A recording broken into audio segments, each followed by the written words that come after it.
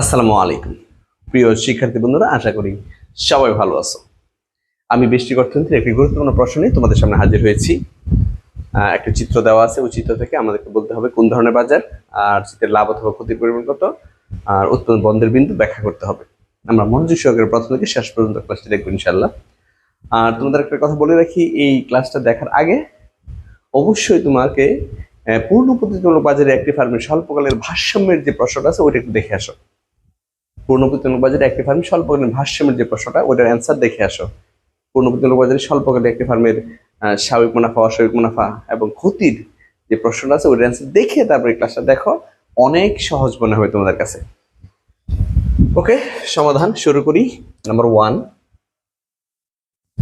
এটি কোন ধরনের বাজার? আমরা শুরুতে আমি জানি অলরেডি অনেকে বলে ফেলছি যে স্যার এটা হচ্ছে পূর্ণ প্রতিযোগিতামূলক বাজার। হ্যাঁ, এটা হচ্ছে পূর্ণ প্রতিযোগিতামূলক বাজার, পূর্ণ প্রতিযোগিতামূলক বাজার। তোমরা লিখবে এক দিয়ে যে এটি প্রদত্ত চিত্রটি পূর্ণ প্রতিযোগিতামূলক বাজার, কারণ প্রদত্ত চিত্রে এ আর সমান এম আর, প্রদত্ত চিত্রে এ আর সমান এম আর।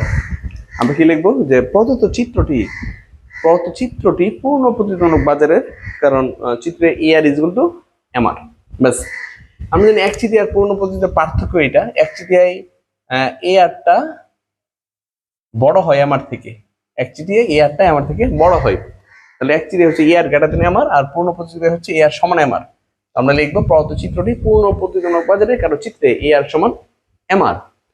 আর যদি এক চিঠি হয়ে যায় তাহলে আমরা এইভাবে লিখতাম যে এক চিঠি বাজারে কারণ এ আর গ্রেটার দেন এম আর। ব্যাস। নাম্বার 2 তে যাও।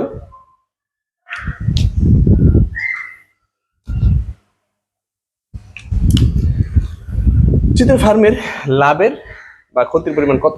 আমরা একটু শুরুতে লিখে নিব যে পূর্ণ প্রতিযোগিতার স্বল্পকালে একটি ফার্মের ভারসাম্যের শর্ত দুইটি। পূর্ণ প্রতিযোগিতার স্বল্পকালে একটি ফার্মের ভারসাম্যের শর্ত দুইটি।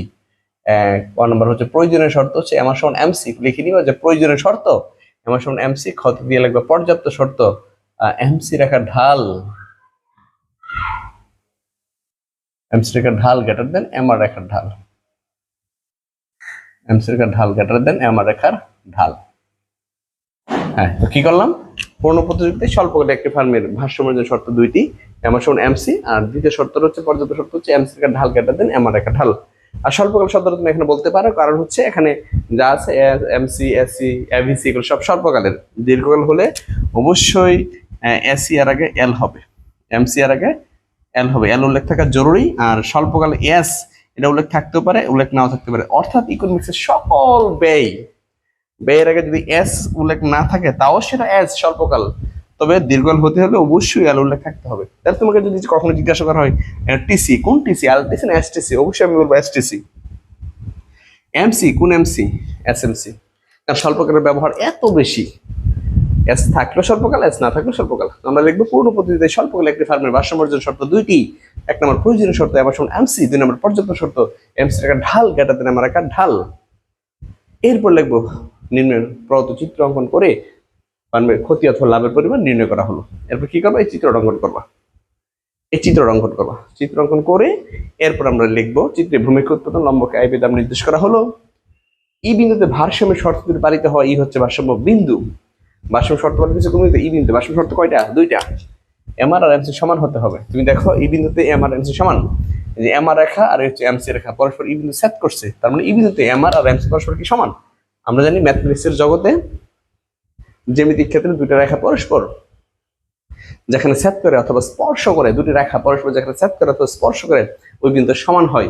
তাহলে এম আর রেখা আর এমসি রেখা সেট করছে এই বিন্দুতে, তাহলে ই বিন্দুতে এম আর সমান এমসি। এরপর যাবো আমরা পর্যাপ্ত শর্ত। পর্যাপ্ত শর্ত হচ্ছে এমসি রেখার ঢাল, এমসি রেখার ঢালটা বড় কোন রেখার ঢাল থেকে? এম আর রেখার ঢাল থেকে। এমসি রেখার ঢাল বেশি, যে এমসি রেখা ঊর্ধ্বগামী, ঢাল হচ্ছে ধনাত্মক, এম আর রেখা ভূমিকে সমান্তরাল, ঢাল হচ্ছে শূন্য। কারণ আমরা কিন্তু জানি যে রেখা যত বেশি খাড়া তার ঢাল তত বেশি, যে রেখা সবচেয়ে বেশি খাড়া তার ঢাল হচ্ছে সবচেয়ে বেশি, যেমন এর ঢাল অসীম। যে রেখা একটু খাড়া না তার ঢাল শূন্য। রেখা ঊর্ধ্বগামী ঢাল ধনাত্মক, রেখা নিম্নগামী ঢাল ঋণাত্মক। তাহলে তুমি খেয়াল করো, এখানে এমসি রেখা ঊর্ধ্বগামী, তাহলে এমসি ঢাল ধনাত্মক, আর এম আর ভূমিকে সমান্তরাল, তাহলে এম আর ঢাল শূন্য।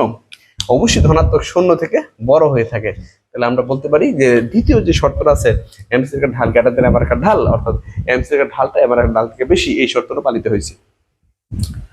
তো আমরা চিত্র অঙ্কন করে বলবো চিত্র ভৌমিক উৎপাদন লম্বকে আই দাম নির্দেশ করা হলো ই বিন্দুতে ভারসাম্য শর্ত দুটি পালিত হয় ই হচ্ছে ভারসাম্য বিন্দু। এরপরে যাবা আমরা জানি মুনাফাই, আমরা জানি মুনাফা,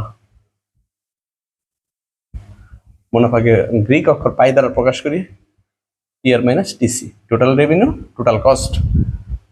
আচ্ছা, চিত্রে টিআর, টিআর এর সূত্র জানি আমরা AR into Q, AR into Q. AR এই এফএম টা হচ্ছে উৎপাদন রেখা, এফএম টা উৎপাদন রেখা, উৎপাদন পরিমাণ হচ্ছে ওএম, এফএম হচ্ছে উৎপাদন রেখা।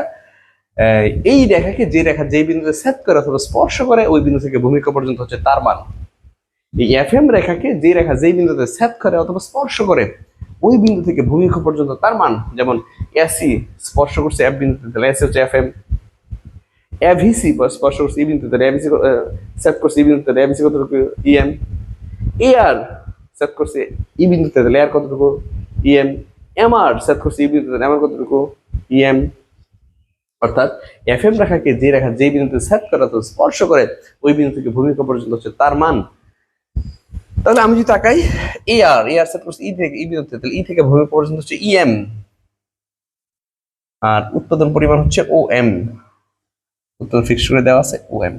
তাহলে ইএম আর ওএম গুণ করবা, গুণ করে দেখা আনসারটা কি হয়।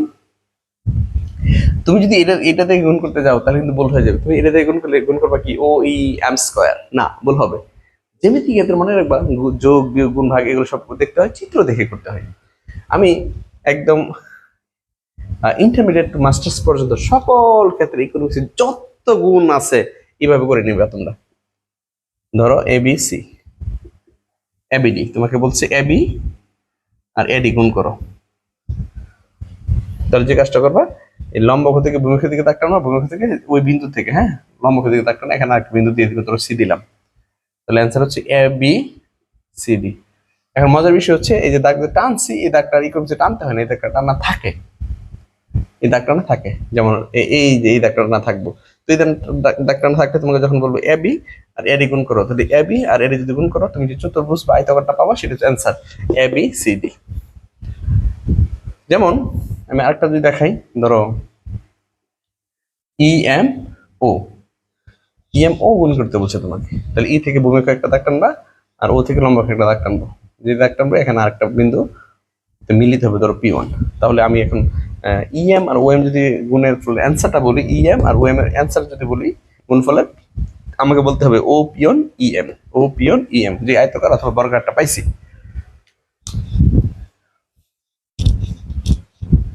তাহলে এবার তুমি দেখো যে ইএম আর ওএম, ইএম আর ওএম কি হবে অ্যান্সার? আমি জানি অবশ্যই তোমরা বলতে পারতেছো যে স্যার ও পিওন ইএম, ও পিওন ইএম, ও পিওন ইএম, ব্যাস এটা ক্লিয়ার। এবং টিসি, এবং টিসি, টিসি সূত্র হচ্ছে এস ইন্টু কিউ, টিসি সূত্র কি এস ইন্টু কিউ, তাহলে এসি, এসি কতটুকু এফ এম, এসি কতটুকু এফ এম, এফ এম আর উৎপাদন হচ্ছে O M, O M, F M, AC কতটুকু এফ এম আর ও এম, তাহলে এফ এম আর ও এম গুণ করলে অ্যান্সার কি হয়? এফ এম আর ও এম গুণ করলে অ্যান্সার কি হয়? তোমরা অবশ্যই বলছো যে sir O P two F M, O P two F M. তাহলে দেখো টি আর পাইছি টিসি পাইছি, অতএব পাই। এবার মান বসিয়ে দিব, আমরা মানটা বসিয়ে দিব, তো মান বসাবো টি আর আগে বসাবো O P one EM minus TC বসাবো O P two F M. তো খেয়াল করো ও পিওন ইএম এটা আমার আই ছোট বক্সটা, আর O P two F M এটা আমার ব্যয়, আমার আই হচ্ছে ও পিওন ইএম ছোট বক্স, ব্যয় হচ্ছে O P two F M বড় বক্স আমার ব্যয়, তার আই থেকে ব্যয় বেশি, কতটুকু বেশি? P one P two F E, P one P two F E. I হচ্ছে ও পিওন ইএম, ব্যয় হচ্ছে O P two F M, তাহলে আই থেকে ব্যয়টা বেশি, কতটুকু বেশি? P one P two F E. ব্যয়ের আগে কি আছে? এই যে ব্যয়ের আগে কি আছে? মাইনাস। তুমি এক কাজ করো, প্রয়োজন এটা আবার লিখে নাও, যাতে পাই সমান T R minus TC O P one EM O P two F M তাহলে ও পি অন ইএম থেকে বাদ দিব আমি, ও পি টু এফ এ থাকবে কি কতটুকু minus P one P two F E. যেহেতু মুনাফার মান মাইনাসে চলে আসছে সেহেতু ফার্মের ক্ষতি হয়েছে। আমরা লিখবো যেহেতু মুনাফার পরিমাণ ঋণাত্মক সেহেতু ফার্মের ক্ষতির পরিমাণ P one P two F E. যেহেতু মুনাফার পরিমাণ ঋণাত্মক সেহেতু ফার্মের ক্ষতির পরিমাণ P one P two F E. তুমি যখন বাংলায় লিখবে এই কথাটা, যেহেতু মুনাফার পরিমাণ ঋণাত্মক সেহেতু ফার্মের ক্ষতির পরিমাণ P one P two F E, তখনই তার মাইনাসটা দিবা না, হ্যাঁ, শুধু লিখবে ক্ষতির পরিমাণ P one P two F E. এটা মনে রাখবা, ব্যাস। তাহলে আমরা 2 কমপ্লিট করলাম। এবার যাবো 3-এ।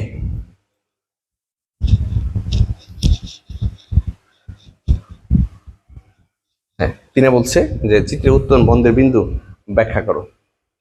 আমরা শুরুতে লিখে নিব যে 3-এর অ্যান্সারের শুরুতে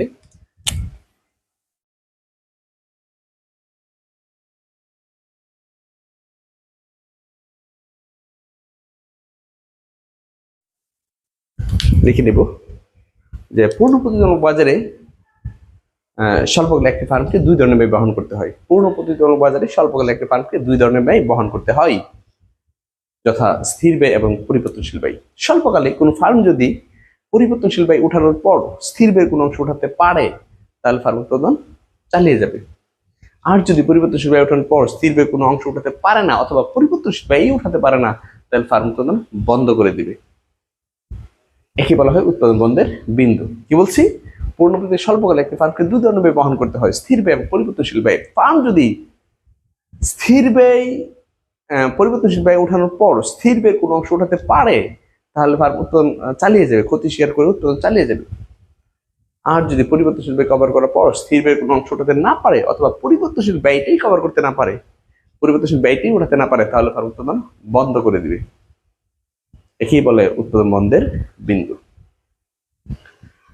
এটুকু লেখার পরে আমরা কি লিখবো যে পূর্ণ প্রতিযোগী স্বল্পকালে একটি ফার্মের ভারসাম্য অর্জনের শর্ত 2টি। পূর্ণ প্রতিযোগী স্বল্পকালে একটি ফার্মের ভারসাম্য অর্জনের শর্ত 2টি, যথা 1 নম্বর হচ্ছে প্রয়োজনীয় শর্ত হচ্ছে এম সমান এমসি, পরবর্তী শর্ত হচ্ছে এমসি একটা ঢাল কেটে দেন আমার একটা ঢাল, যেটা আমি 2 আলোচনা করার সময় বলেছি। কি লিখবো? পূর্ণ প্রতিযোগী স্বল্পকালে একটি ফার্মের ভারসাম্য অর্জনের শর্ত 2টি, যথা এম সমান এমসি এবং এমসি একটা ঢাল কেটে দেন আমার একটা ঢাল। এরপরে উপরোক্ত শর্তটি ছাড়াও স্বল্পকালে উৎপাদন চালিয়ে যাওয়ার জন্য ফার্মকে আরো একটি অপরিহার্য শর্ত পূরণ করতে হয়। উপরোক্ত শর্তটি ছাড়াও স্বল্পকালে উৎপাদন চালিয়ে যাওয়ার জন্য ফার্মকে আরেকটি অপরিহার্য শর্ত পূরণ করতে হয়, তা হলো পি গ্রেটার দেন এবিসি হতে হয়। পি গ্রেটার দেন এভিসি হতে হয়। যদি পি গ্রেটার দেন এবিসি না হয় অর্থাৎ পি লেস দেন কোন এবিসি হয় তাহলে ফার্ম উৎপাদন বন্ধ করে দিবে। তার মানে উৎপাদন চালিয়ে যাওয়ার জন্য একটা কন্ডিশন হচ্ছে পি গ্রেটার দেন এবিসি হতে হবে।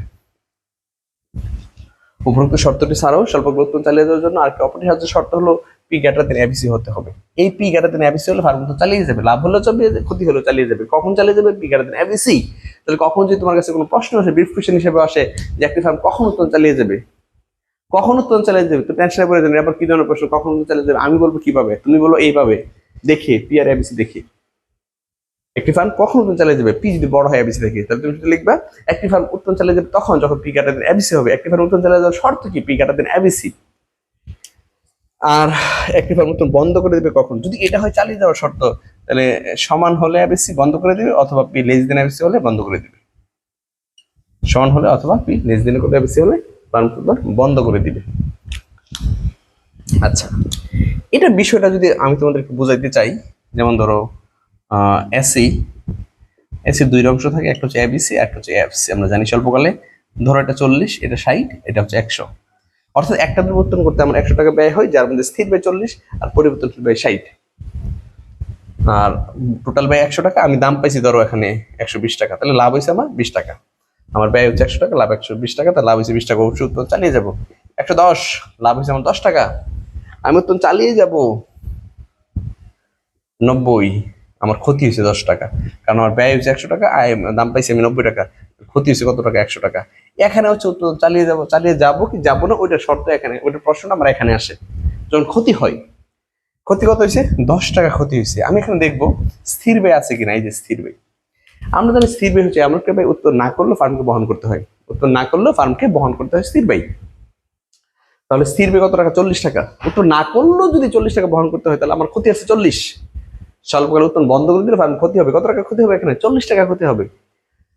আচ্ছা, উৎপাদন করছি ক্ষতি আমার 10, না করলে 40। ভালো করে খেয়াল করো, উৎপাদন করছি ক্ষতি আমার 10 টাকা হয়েছে, না করলে ক্ষতি হয়ে যাবে 40। আমরা যে যুক্তিশীল হই অবশ্যই উৎপাদন চালিয়ে যাবো, কারণ উৎপাদন না করলে ক্ষতি আমার 40 টাকা হয়ে যাবে। আমি একটা ঘর ভাড়া নিলাম, উত্তর না করলে আমাকে 40 টাকা দিতে হয়, তাহলে উত্তর যদি না করে 40 টাকা দিলাম, উত্তর করছে আমার 10 টাকা ক্ষতি হয়েছে, 10 টাকা না করলে দিতে হবে 40 টাকা, তাহলে কি করবো?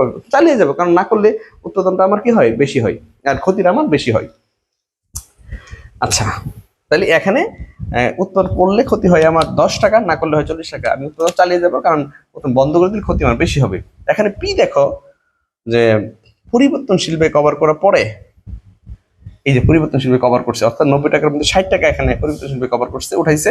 আরো 30 টাকা থাকে, ওই 30 টাকা দিয়ে স্থির ব্যয় থেকে আরো 30 টাকা উঠাইছে। তাহলে আমি কিন্তু শুরুতেই বলছিলাম যে পূর্ণ প্রতিদিন স্বল্পকাল একটি ফার্ম যখন পরিবর্তনশীল ব্যয় উঠানোর পরে 90 টাকা যেহেতু আমি পাইছি, তাহলে আমি তো উঠাই দিতে পারছি 60 টাকা, এবং স্থির ব্যয়ের কোনো অংশ উঠাতে পারে, স্থির ব্যয় থেকে 30 টাকা উঠাইছি, তাহলে ফার্ম তো চালিয়ে যাবে। আচ্ছা, 80 টাকা, 80 টাকা আমার ক্ষতি কত? 20 টাকা, কারণ আমার ব্যয় হয়েছে 100 টাকা, আমার দাম পাইছে 80 টাকা, তার ক্ষতি হচ্ছে আমার কত? 20 টাকা। উত্তর না করলে ক্ষতি 40, করলে ক্ষতি 20, তাহলে উত্তর আমি চালিয়ে যাবো, কারণ বন্ধ করে দিলে ক্ষতি আমার কত হবে? 40। আর এখন দেখো পিটা বড় কোনটা থেকে? এবিসি থেকে। আগে 90 ছিল, পি বড় ছিল এবিসি থেকে, পি বড় এবিসি থেকে, এখনো পি বড় এবিসি থেকে।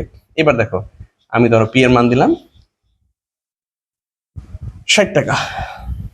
আচ্ছা, খেয়াল করো সবাই, উৎপাদন করলে আমার ব্যয় হয় কত? 100 টাকা, আর দাম পাইছি আমি 60 টাকা, তাহলে আমার ক্ষতি কত? 40 টাকা। উৎপাদন করলে আমার ব্যয় হয় 100 টাকা, আর দাম পাইছি আমি 60 টাকা, তাহলে আমার ক্ষতি হয় 40 টাকা। উৎপাদন করলে ক্ষতি হয় 40, উৎপাদন না করলেও ক্ষতি হয় 40। দেখো, উত্তোলন করলে ক্ষতি হয় 40, উত্তোলন না যদি করি তাও অ্যাপস সপরিবার ক্ষতি আমাকে বহন করতে হয়। উত্তোলন করলে ক্ষতি 40, না করলে ক্ষতি 40। তাহলে এমন তো অবস্থায় সময় নষ্ট করে উত্তোলন করার কোনো মানেই হয় না, আমি উত্তোলন বন্ধ করে দিব। এখানে তাকায় দেখো, পি কাজ সমান এবিসি সমান, তাহলে এটা হচ্ছে চালিয়ে যাওয়া। পি যখন এবিসি সমান হয় তখন বন্ধ করে দেয়, সমান হলে বন্ধ করে দেয়, কারণ শুধুমাত্র পরিবর্তনশীল ব্যয় উঠাইতে পারছে, স্থির ব্যয় নয়। 50, আমার ব্যয় কত? 100 টাকা, দাম বেশি কত? 50 টাকা, তাহলে আমার ক্ষতি 50। উৎপাদন না করলে ক্ষতি 40, উৎপাদন হাত দিলে 50। কি করবো? আগে বন্ধ করবো। এখানে পি ছোট কোনটা থেকে? এবিসি থেকে। তাহলে আমি যেটা বলছিলাম, উৎপাদন চালিয়ে যাওয়ার কন্ডিশন হচ্ছে পি গ্রেটার দেন এবিসি হতে হবে, আর পি যদি এবিসি সমান হয় অথবা পি যদি এবিসি থেকে ছোট হয়, তাহলে ফার্ম উৎপাদন বন্ধ করে দিবে। আশা করি বুঝতে পেরেছ। তাহলে এখানে আমরা যে কথাগুলো আলোচনা করব সেটা হচ্ছে উৎপাদন বন্ধের বিন্দুর ক্ষেত্রে আমরা শুধু লিখবো যে পূর্ণপ্রতিযোগী একটি ফার্মকে স্বল্পকালে 2 ধরনের ব্যয় বহন করতে হয়, স্থির ব্যয়, পরিবর্তনশীল ব্যয়। ফার্ম যদি পরিবর্তনশীল ব্যয় ওঠানোর পরে স্থির ব্যয়ের কোনো অংশ উঠাতে পারে, তাহলে ফার্ম তো চালিয়ে যাবে, আর যদি উঠাতে না পারে তাহলে ফার্ম উৎপাদন বন্ধ করে দিবে, ব্যাস। এরপরে পূর্ণপ্রতিযোগী স্বল্পকালে একটি ফার্মের ভারসাম্য শর্ত 2টি, যথা এমআর সমান এমসি এবং এমসি এর ঢাল কাটা দেন এমআর এর ঢাল। উপরোক্ত শর্তটি ছাড়াও স্বল্পকালে উৎপাদন চালিয়ে যাওয়ার জন্য ফার্মকে আরেকটি অপরিহার্য শর্ত পূরণ করতে হয়, তাহলে পি গ্রেটার দেন এবিসি হতে হয়। যদি পি গ্রেটার দেন এবিসি না হয়, অর্থাৎ P less than equal ABC হয় অথবা পি সমান এবিসি হয়, তাহলে ফার্ম উৎপাদন বন্ধ করে দিবে। এরপর লিখবো প্রদত্ত চিত্রের ভিত্তিতে বিষয়টি ব্যাখ্যা করা হলো। তো চিত্র অঙ্কন করবো, চিত্র অঙ্কন করে ব্যাখ্যা দিবা। চিত্রে ভূমির উৎপাদন লম্বকে আই বিধান নির্দেশ করা হলো, ই বিন্দুতে ভারসাম্য শর্তটি পালিত হয়, ই হচ্ছে ভারসাম্য বিন্দু। চিত্রে দেখা যাচ্ছে উৎপাদন করলে ফার্মের ক্ষতি হয় P one P two F E, যেটা আমরা একটু আগে পাইছি, এটুকু লিখে নিবা।